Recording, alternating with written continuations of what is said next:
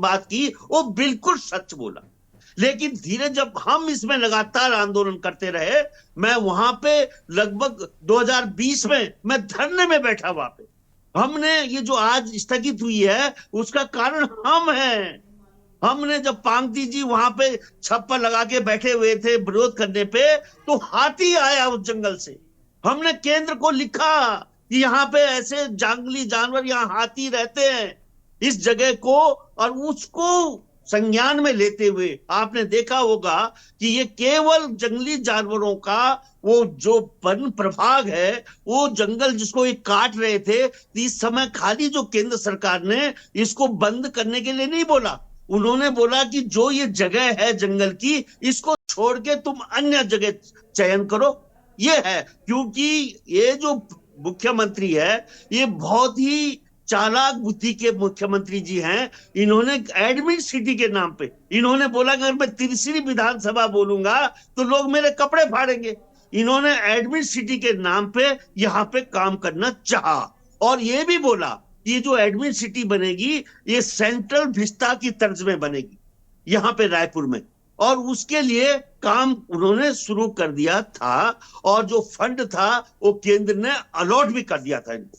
उस समय हम फिर धरने में बैठे, हमने कहा हमारी लाश पे बनेगा ये यहाँ पे विधानसभा, क्योंकि हम चाहते हैं कि पर्वतीय अवधारणा के कारण जो ये राज्य हिमालय राज्य बना हुआ है, इसकी जो विधानसभा हिमालय के गोद में होनी चाहिए, पर्वतों के कंदरों के अंदर होनी चाहिए, जो गैरसैंण में होनी चाहिए। क्योंकि कोई भी राज्य तब तक सुंदर नहीं होता जब तक उसके पास सुंदर शहर न हो। स्विट्जरलैंड अगर सुंदर बना है तो उसके पास जूरिच और जनेवा जैसे सुंदर शहर हैं, इसलिए स्विट्जरलैंड स्विट्जरलैंड कहलाता है। लेकिन अभागा उत्तराखंड के पास एक भी शहर पहाड़ में ऐसा नहीं है जिसको कि हम गौरव कर सके कि ये शहर गौरवशाली शहर है, यहाँ पे बड़े बड़े लोग रहना चाहते हैं। गैरसैंण को अगर ये विजनरी नेता होते तो गैरसैंण को जूरिच और जनेवा की तरह बना सकते थे, और हर अधिकारी और हर नेता बोलता कि मेरे को गैरसैंण भेजो, क्योंकि गैरसैंण में खाली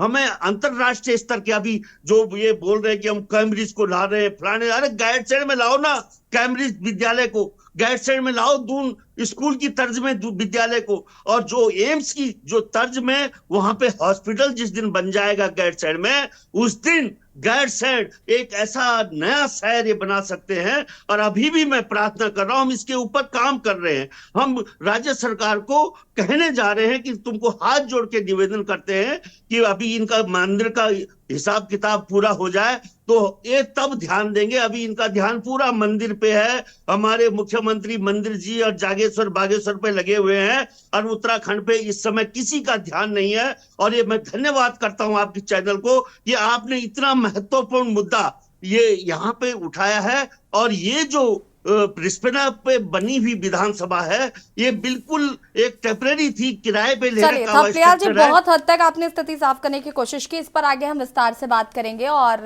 मनोज ध्यानी जी का भी रुख करेंगे। रुकेंगे एक छोटे से ब्रेक के लिए, जो हाजिर होते हैं। आप देख रहे हैं के न्यूज़, खबरों का सारथी।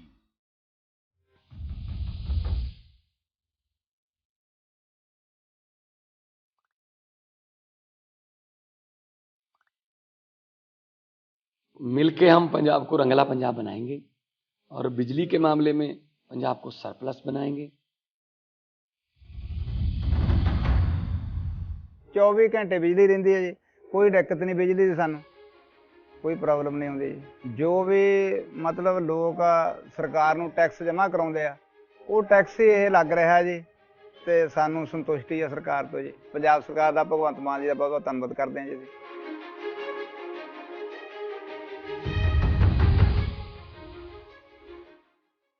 बिजली के बिल तो जमा ही मैनू 1.5 साल हो गया जमा जीरो आ रहा मेरा। तो जोड़े वो लैपटॉप से अगे पढ़ाइयां नहीं होंदियां सी बच्चों दियां, जानी दी हुण तो जमा ही भोरा भी नहीं कट के लगता। बिजली का बहुत सोहना सूबा सरकार ने बहुत सोहना काम कीते है।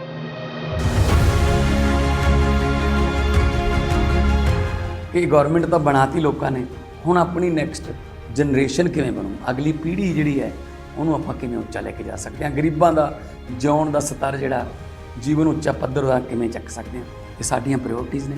ਮੇਰੇ ਤੇ ਯਕੀਨ ਤੁਸੀਂ ਕੀਤਾ ਤਾਂ ਯਕੀਨ ਰੱਖਿਓ, ਮੈਂ ਤੁਹਾਡਾ ਯਕੀਨ ਕਦੇ ਟੁੱਟਣ ਨਹੀਂ ਦਊਂਗਾ।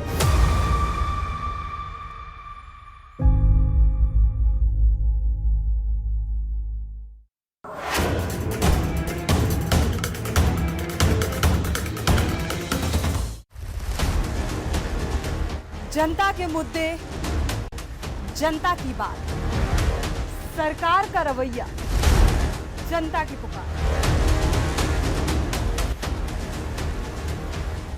इत की बात ना उत की बात, हम करेंगे जनहित की बात। के न्यूज रखता है सबसे सरोकार। आप देख रहे हैं के न्यूज, खबरों का सारथी। रिटायरमेंट पे कोई सोचता ही नहीं है, सोचता कभी 50 की उम्र में आकर। और एक ऐसा तबका जो रिटायरमेंट के बारे में आज भी बिल्कुल नहीं सोचता, वो है औरतें। औरतें कमा के भी वनरेबल हैं, पैसा कमाती हैं, घर पे दे देती हैं और एक एक रुपए को मांगती हैं। सो एनपीएस एक इक्वालिटी ला रहा है कि भाई चाहे वो आदमी है, चाहे वो औरत है, चाहे वो ट्रांसजेंडर है, चाहे वो अदर जेंडर है, हम सब एक बराबर प्लेटफॉर्म पे हैं। अपने बेहतर कल को सुनिश्चित करने के लिए एनपीएस जरूरी है। आप देख रहे हैं के न्यूज, खबरों का सारथी।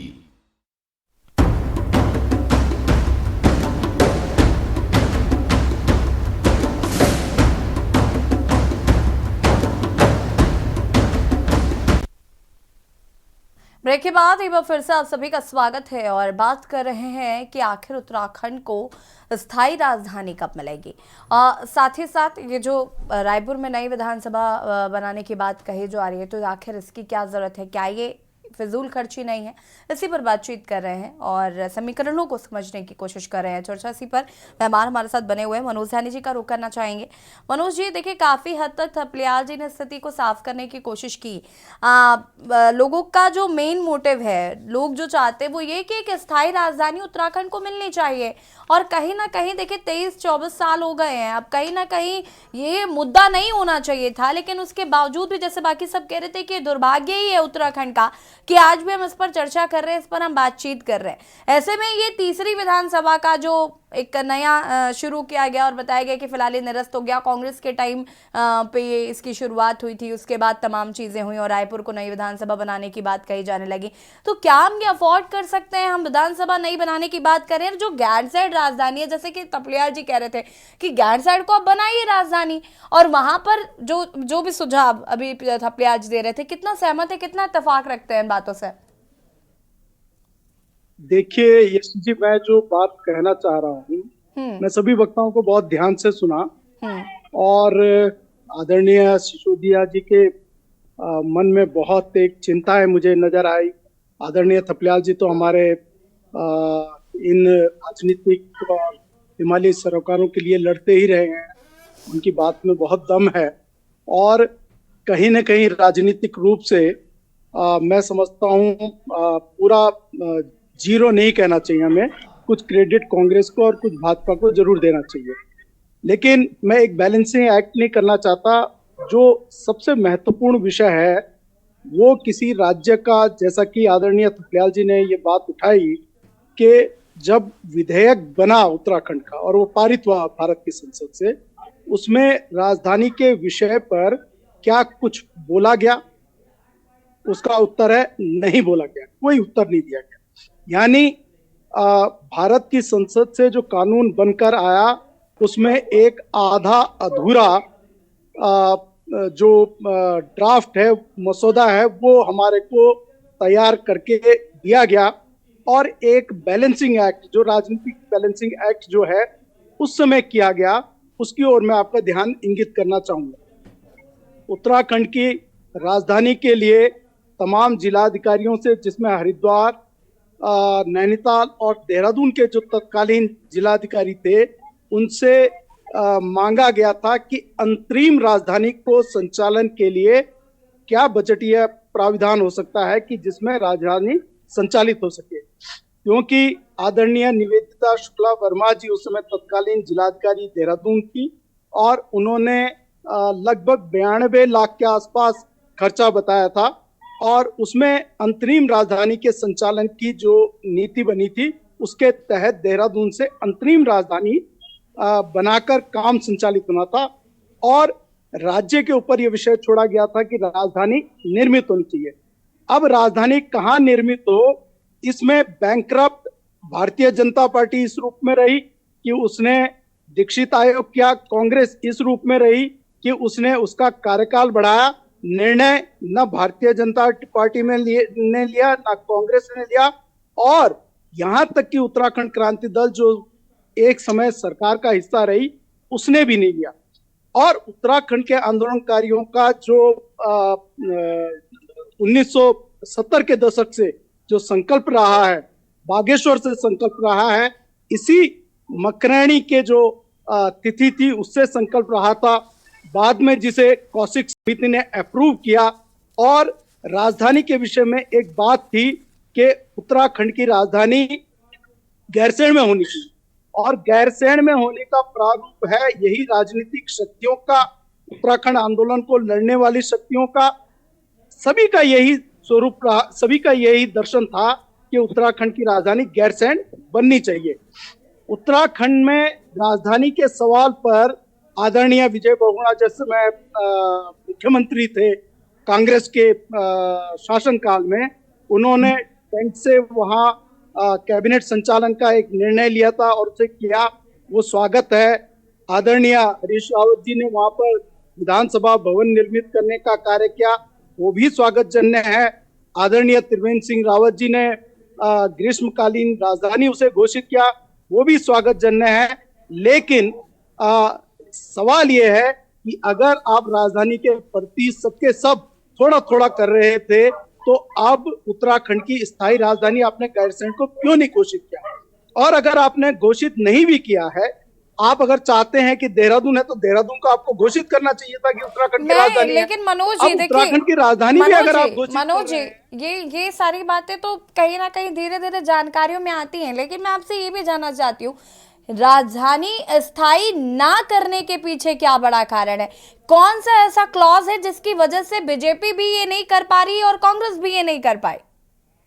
प्योर राजनीति, ये लोग मुद्दे को लटकाए रखना चाहते हैं। पहाड़ के प्रति कोई चिंतन नहीं है, पहाड़ी हिमालयी सरोवरों के प्रति उनका कोई दर्शन नहीं है। आप ये देखिए, आज भी उत्तराखंड का समाज भू कानून, सख्त भू कानून, मूल निवास के मुद्दों को लेकर लड़ रहा है, और यही राजधानी का प्रश्न भी है। और इनके संज्ञान में उत्तराखंड के लिए तीसरी विधानसभा की बात चल रही है कि हम तीसरी विधानसभा बना देंगे।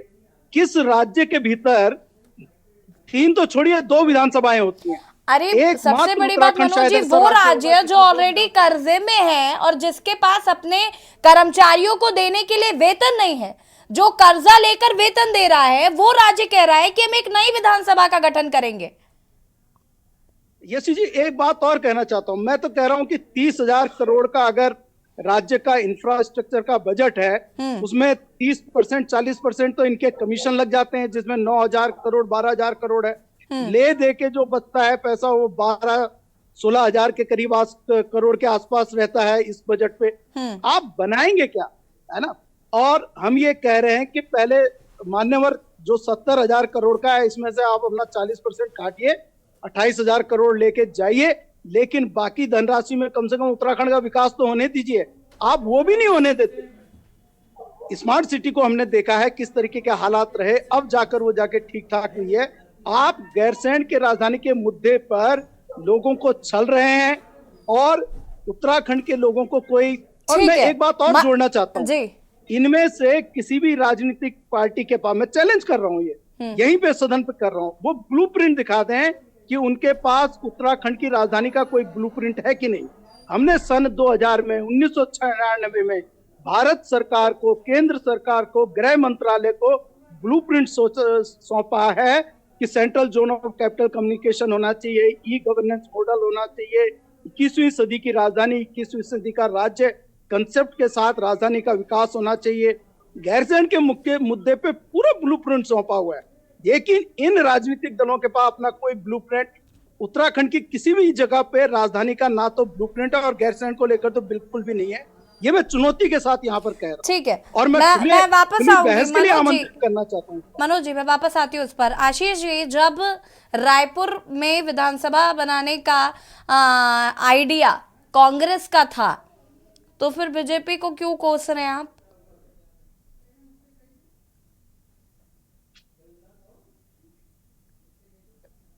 कांग्रेस के तो बहुत कुछ आइडिया थे, कांग्रेस ने तो विकास किया है मैडम, कांग्रेस ने तो सिडकुल बनाया है, कांग्रेस ने कितना विकास किया आप ये देखें ना, कांग्रेस पे आइडिया की कांग्रेस कमी ने नहीं है। विकास किया, बहुत लेकिन अच्छी बात है। वक्त देखिए की बात क्रेडिट होती है। क्रेडिट की बात नहीं हो गई, 2012 जहां जो का अच्छा हो उसका क्रेडिट हम सामने से ले लें, जो बुरा हो उसका क्रेडिट हम बिल्कुल ना लें, ऐसे ऐसे भी तो नहीं होता ना। 2012 में राज्य के ऊपर कितना कर्जा था और 2024 में कितना कर्जा है, इसको भी देखने की जरूरत है। कांग्रेस पार्टी ठीक है, मतलब देखो अपना डेवलपमेंट के लिए कांग्रेस ने बहुत काम किया, और काम अगर होती सत्ता में तो जरूर करती है, ना राज्य के ऊपर इतना कर्जा होता, आज वो कर्जा इतना मात्रा में ना होता जितना इन लोगों ने चढ़ा दिया। इन लोगों ने तो सिर्फ दिखावा के नाम पर मैडम, अगर आप कैलकुलेशन करें, टॉयलेट बनाने के नाम पर ही करोड़ों रुपए खा गए लोग।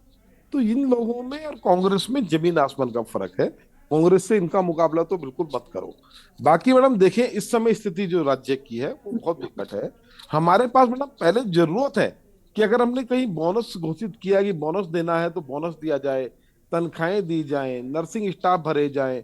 आप देखिए कितनी कमी है नर्सिंग स्टाफ की, अभी भी सिर्फ पैसे खाने का सिलसिला चल रहा है। अभी मैं एक कोई चंदन नगर में इनका नर्सिंग का कोई कॉलेज है इनका गवर्नमेंट का, तो वहां का भी मुझे वो बता रहे थे, वहां को नर्सिंग जो काम करती है, जो लड़कियां काम कर रही थी पिछले 10 साल से टीचिंग का जो पढ़ा रही थी, उनको इन्होंने नौकरी से निकाल दिया और उनके बदले उनके ही पढ़ाए हुए बच्चों को नौकरी पर रखा पैसा खाकर।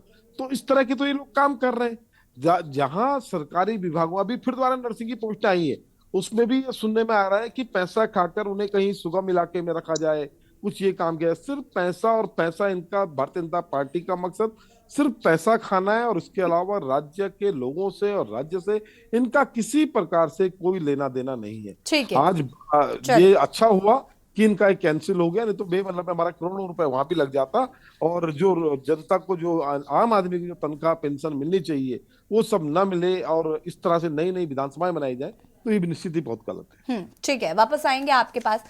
नवीन प्रशाले जी, गैरसैंण को ही राजधानी बनाने पे फोकस क्यों नहीं कर रहे हैं आप?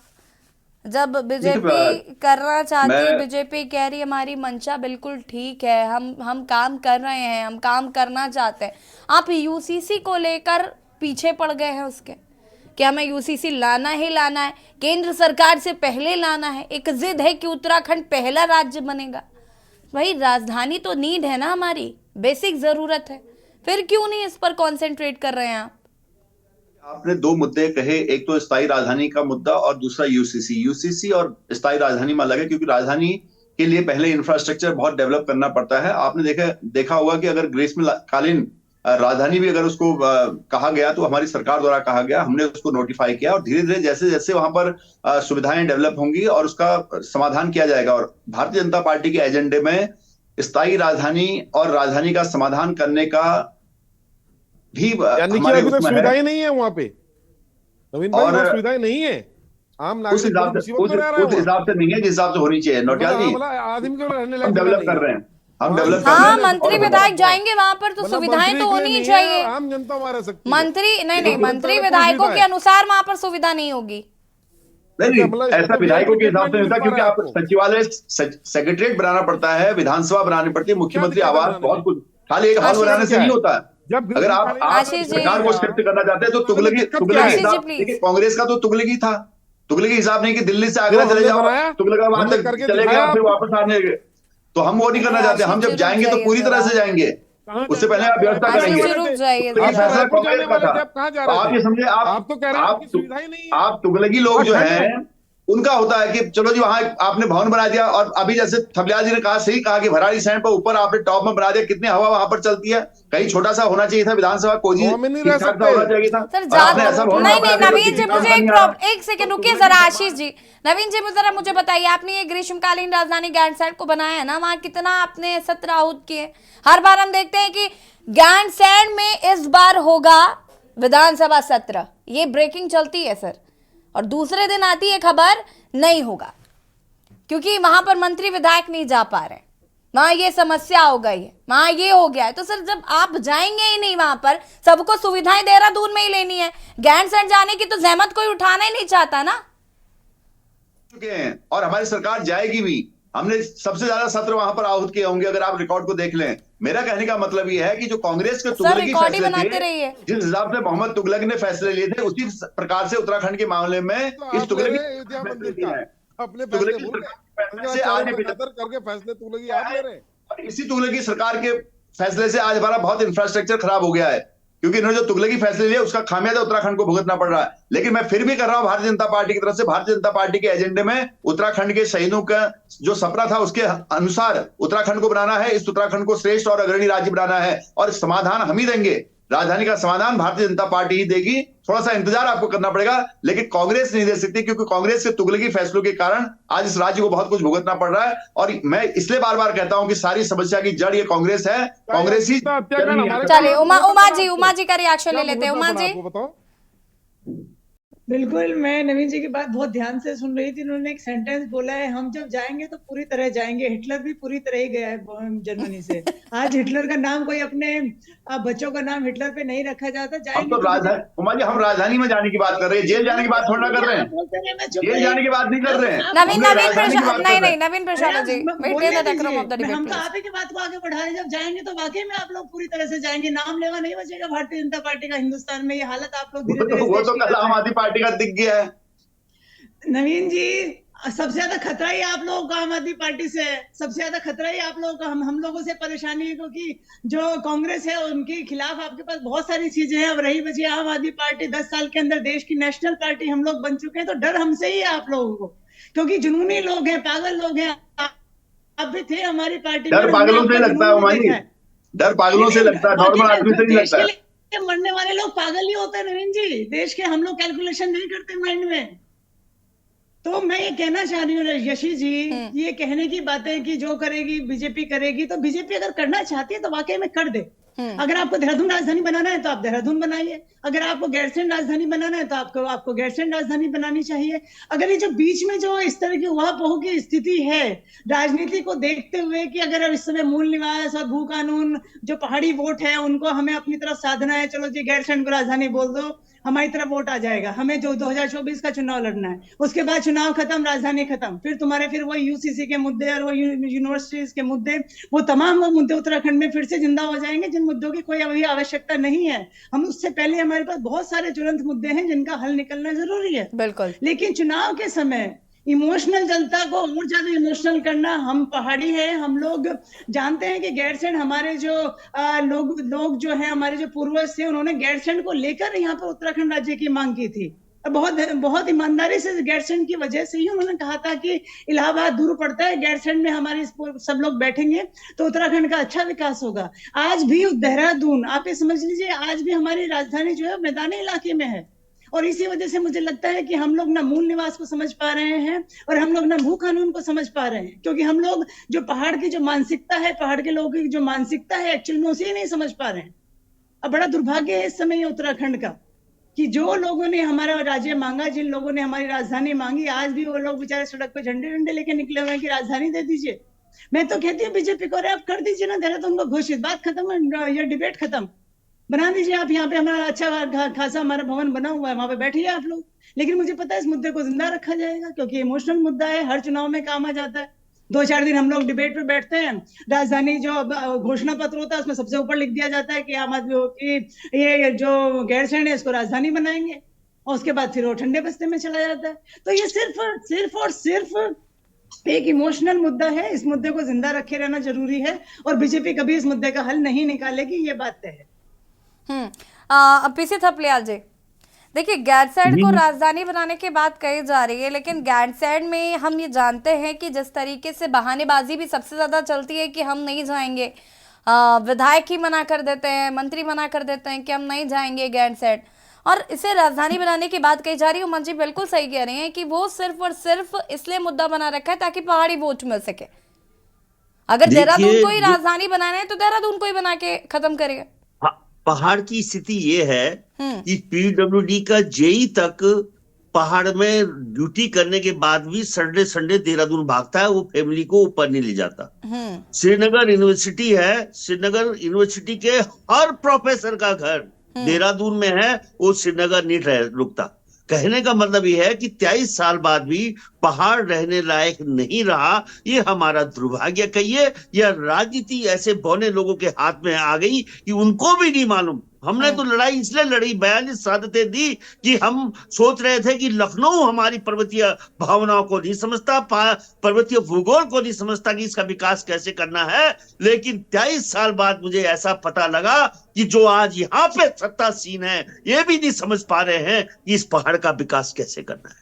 ये बहुत बड़ा सवाल हमारे आगे खड़ा हो चुका है। और मैं ये कहता हूं, मैं दीवार में लिख के बोलता हूं मैडम कि ये राजधानी भारतीय जनता पार्टी रायपुर में ही बनाएगी, क्योंकि केवल जो कनेक्शन टूटा है वो केवल वन प्रभाग से टूटा है।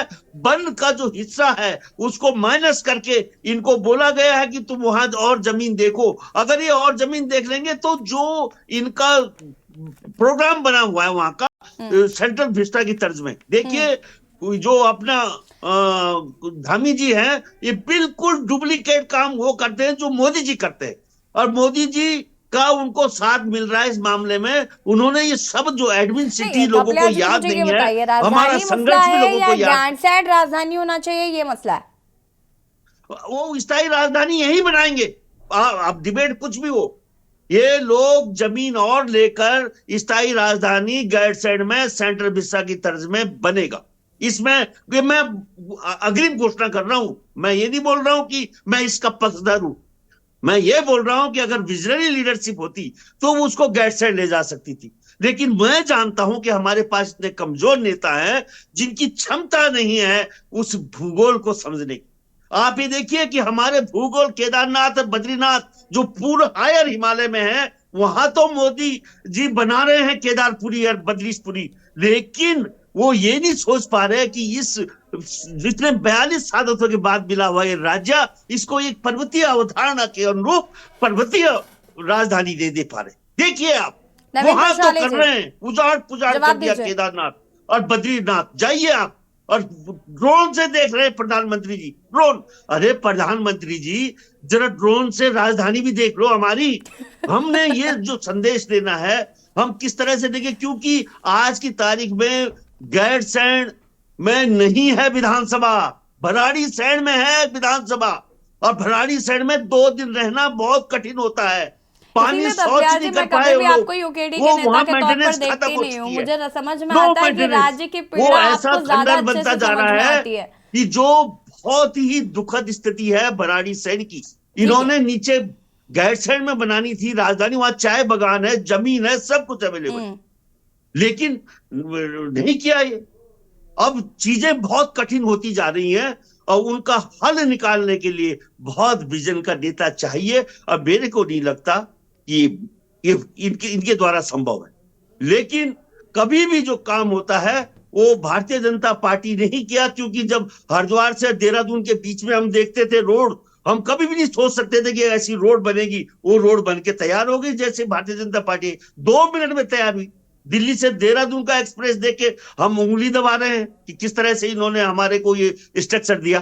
तो ये कहने का मतलब ये है कि हमें इनकी बुद्धि को शुद्धि करने के लिए यज्ञ करना पड़ेगा, और इस मुद्दे को सर्वदलीय बनाना पड़ेगा।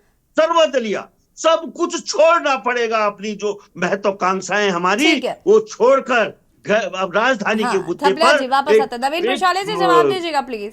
ये पीड़ा है पीसी थपलियाल जी की। पीसी थपलियाल जी भले ही किसी भी तरीके से अपनी बात को कहते हो, लेकिन वो दर्द जो है वो साफ नजर आता है कि कहीं ना कहीं वो चाहते हैं जो इस उत्तराखंड की परिकल्पना की गई थी वैसा ना पाकर उनको आज ये पीड़ा होती है, वो साफ समझ में आता है।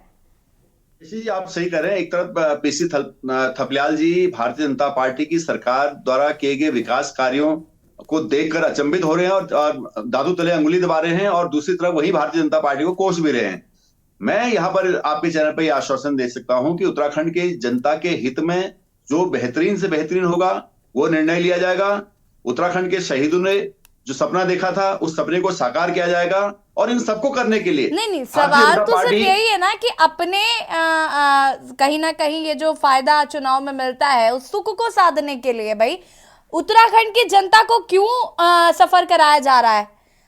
जनता की मांग क्यों नहीं मानी जा रही? राज्य आंदोलनकारियों का खून क्यों जलाया जा रहा है?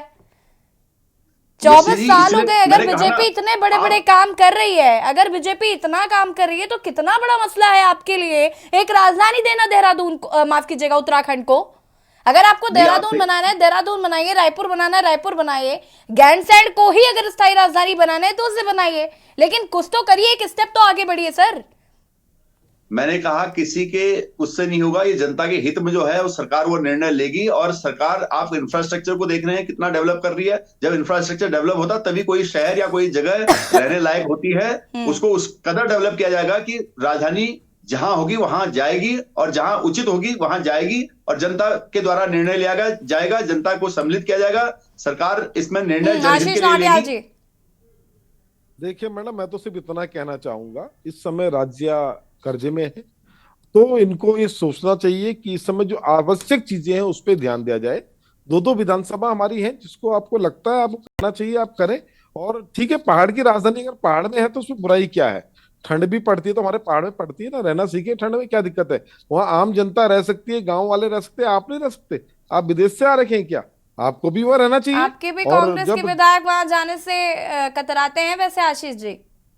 मतलब कोई कतराए ना रहे विधायक है। जिसको ठंड ज्यादा लग रही है वो विधायकी छोड़ दे, पहाड़ का आदमी विधायक बनेगा, पहाड़ में बनने लेकिन चाहे किसी पार्टी का हो, इससे कोई फर्क नहीं पड़ता। पहाड़ में जाने से डरो मत, क्योंकि ये पहाड़ की राजधानी है और पहाड़ में रहने चाहिए। इनके स्टेटमेंट पर यशस्वी जी आप जाएंगे तो हैरान और परेशान हो जाएंगे, इसलिए मैंने पहले एक शब्द बोल दिया, मैं दोबारा नहीं बोलना चाहता हूँ। क्यों है बार इस चैनल पर नहीं बोलना चाह रहा हूँ। हमारे पहाड़ गर्म है इस समय, हमें तो बल्कि हमारे जो यशस्वी हमारे मुख्यमंत्री धामी जी हैं, उनको जो पर्यटन विभाग है उसमें ये लिखवाना चाहिए कि सर्दियों में पहाड़ पर आइए, पहाड़ गर्म है, नीचे बहुत ठंडा पड़ा हुआ है इस समय। कोहरा पूरे दिन रह रहा है, यहाँ तो कोहरा भी नहीं है पहाड़ों में, तो धूप आ रही है। मैं तो कह रही हूँ हम तो बहुत सौभाग्यशाली हैं कि हम पहाड़ पर हैं, हम देहरादून में। ठीक है मनोज जी, अंतिम प्रतिक्रिया आपकी लूंगी कम शब्दों में। मनोज यानी जी सुन पा रहे? जी, अंतिम प्रतिक्रिया आपकी लूंगी इस पर। और देखिए मैं एक बात कहना चाहूंगा। बहुत पहले गैरसैंण राजधानी निर्माण अभियान ने देहरादून के परेड ग्राउंड में 550 दिन से अधिक का धरना दिया था राजधानी गैरसैंण बनाने के लिए। तो उस समय दो मंत्रियों के उस समय बड़े शीर्ष मंत्री रहे हैं, उनके बयान आए थे कि उनको भराड़ीसैंण में गैरसैंण में ठंड लगती है, और वो थी आदरणीय स्वर्गीय इंदिरा हृदय जी और डॉक्टर हरक सिंह रावत जी। आज भाई नवीन परसोली जी भी अपने कार्यालय में बैठकर यही बात बोल गए कि भराड़ीसैंण में बहुत ठंड लगती है। भराड़ीसैंण और गैरसैंण के जो लोग वहां गए हैं, क्योंकि मैं लगातार जाता रहता हूं वहां पे, गैरसैंण के रामलीला मैदान से भराड़ीसैंण का जो डिस्टेंस है वो हार्डली 6 किलोमीटर है, और जुम्मा आप ये लगा लीजिए कि 15-20 मिनट में आप भराड़ीसैंण से गैरसैंण का डिस्टेंस तय कर लेते हैं। देहरादून के अगर क्लॉक टावर से जो रिस्पना पुल पे जो विधानसभा है वर्तमान, अगर उसकी बात करें तो लगभग 8 किलोमीटर का डिस्टेंस है, लेकिन वहां पहुंचने में जिस तरीके से ट्रैफिक सिस्टम्स वगैरह है, कम से कम आपको 1 घंटा लग जाता है, नहीं तो 40-1 मिनट तो लग ही जाते हैं। तो डिस्टेंस, अगर आप डिस्टेंस के हिसाब से अगर देखेंगे तो गैरसैंण और भराड़ीसैंण बिल्कुल इक्वी डिस्टेंट है। और जब राजधानी का जो कंसेप्ट बनता है वो एक बड़ा प्रारूप होता है। जैसे गैरसैंण में अगर इंटरनेशनल एयरपोर्ट की बात हो रही है तो वो चौखुटिया की बात हो रही है कि चौखुटिया में बनेंगे, जो चौखुटिया एक लंबा डिस्टेंस है। लेकिन ये माना जाता है कि गैरसैंण अगर राजधानी बनेगी तो कम से कम उसके 100 किलोमीटर की परिधि में विकास के काम होंगे, इंफ्रास्ट्रक्चर होंगे, व्यापार बढ़ेंगे, और पहाड़ के कई जनपद जो हैं वहां से लाभान्वित होने लग जाएंगे। तो जो एडमिनिस्ट्रेटिव सिस्टम है पहाड़ की सोच के लिए, और जिस सोच के लिए ये राज्य बना था, वो अवधारणा पूर्ण होगी। लेकिन अनफॉर्चुनेटली नो पॉलिटिकल सेगमेंट, और मैं क्लियरली कह रहा हूं इंक्लूडिंग उत्तराखंड क्रांति दल, इसलिए कि उत्तराखंड क्रांति दल के जब 2 धड़े हुए तो दिवाकर भट्ट जी ने कहा कालागढ़ में राजधानी होनी चाहिए, काशी सिंह हरी जी, इंद्रमणि बडोनी जी का जो गुट है उसने कहा गैरसैंण में होनी चाहिए।